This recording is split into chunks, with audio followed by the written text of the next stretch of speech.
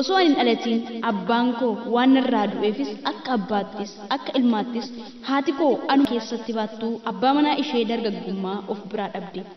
Eessa akka dhaqe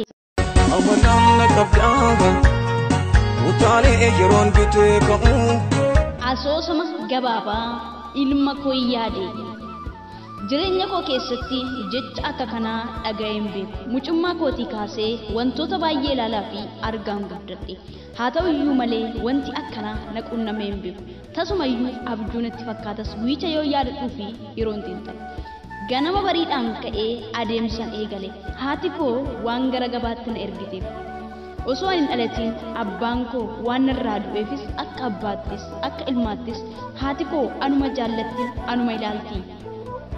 Anis haadha koo gara lamatti ilaalaa wajjinan jiraadha akka abbaattis akka haadhaattis.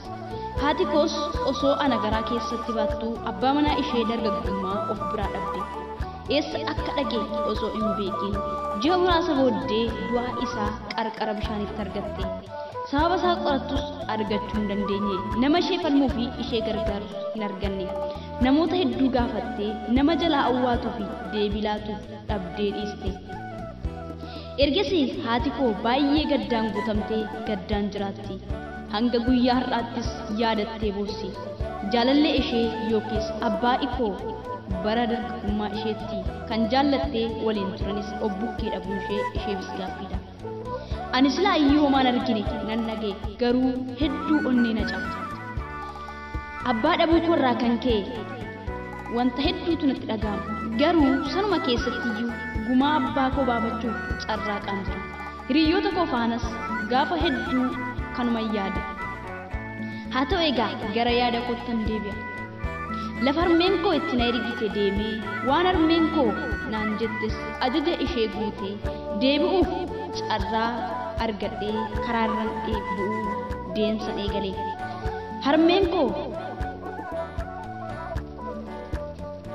Harmee daandii gubbaatti kuftee boossu argee itti gore.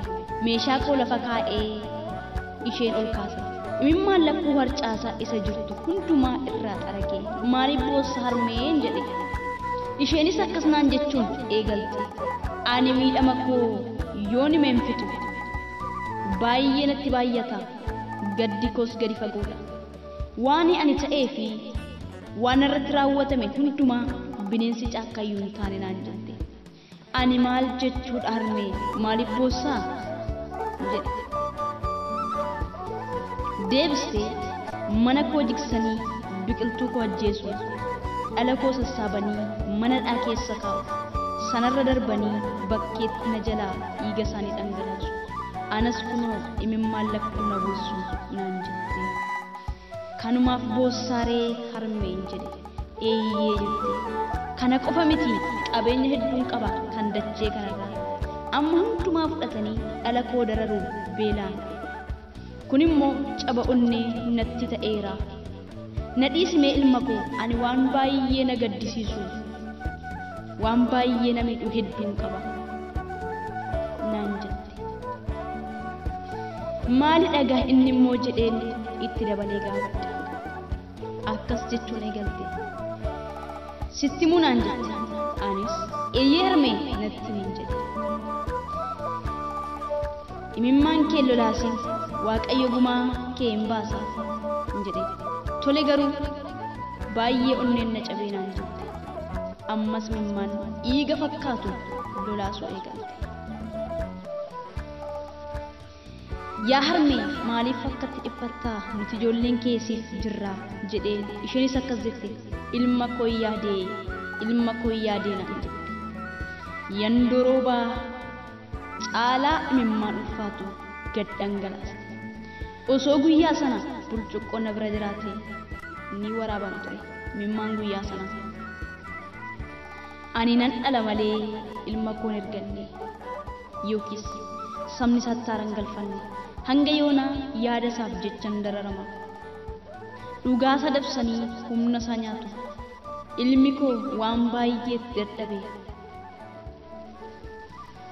Ilma kootti waan baay'eetti dadhabeen guddise. Qorraa fi dheebuu, nyaataa fi dhugaatii qomaaf dugdatti baadhee baay'eetti dadhabeen guddifadhe.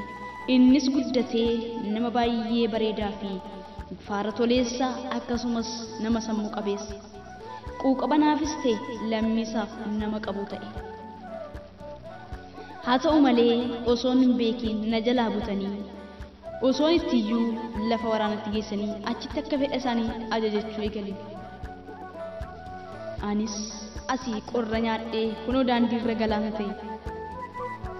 utuma kanaan jiru bara darbe dhufee anas dubbisee nafaanas jiraatee harmee konaan jedhee na jajjabeessee harmee ani garaaf hin jiraadhu kunoo warraa kaasee sumaaf jechan bosona gala saba keen bilisa baasa atis guyyichanii kolfitanaan jedhe nagaanatti dheedhaamee na biraa deeme. erga guyyaa sanaati darbee bilbilaa wal argaa turre amma roorroon erga cimee bubbullee jirraa wali bilbiluu dhiifne garuu maal naafal ta'atii kan daandirraa na kaaftee ani ilma koo yaadee naan jette.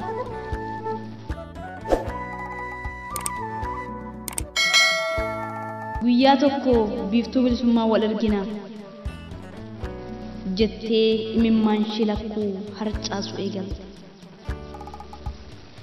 anis sossobee abshiri homaa miti harmee koo anis ijoollummaa kottan abbaa koo dhabee jedhee sossobee imimmaan keenya ni ilaalama jedheen ishee jajjabeesse. toleegaa kanatti aansuudhaan ergaa baga geessan amajji tokko hundumti keessan amajji tokko guyyaa waraana bilisummaa wabooti. waraanni bilisummaa waboo hacuuccaa meeqa danda'ee wareegama guddaa kaffalee Oromoo fi Oromiyaa bilisa baasuuf gaafa elemoo qilxuu dhukaasa jalqabaa dhukaasee kaasee hanga har'aatti falmaa dhugaa irra jira. waboon nuuf jedhee beelaa fi dheebuu danda'ee aduu fi rooba dandamatee boruu fi dhoqqee keessa ciisee falmaa dhugaaf wareegama lubbuu nuuf baasaa jira. ofii keessaniif dungoo taatanii jaalan wareegama qaalii kaffaltan saba keessaniifis taatanii ibsaa bara baraan isin yaadanna hirbuu fi waadaan isin nutti laattanii hin sharafni galma yaanneen ni geenya waboo. Qabadhee waan hin darbamne darbee halal fataas mo'adhee eelaa cimaa jalaa siqee dadhabee sirraattan obbaafadhee safuu dandeettii kee obsa kee isaatti naaf dafadhee kokkifadhee maqaa kee labsa malee hin taa'u gatii keenyadhee.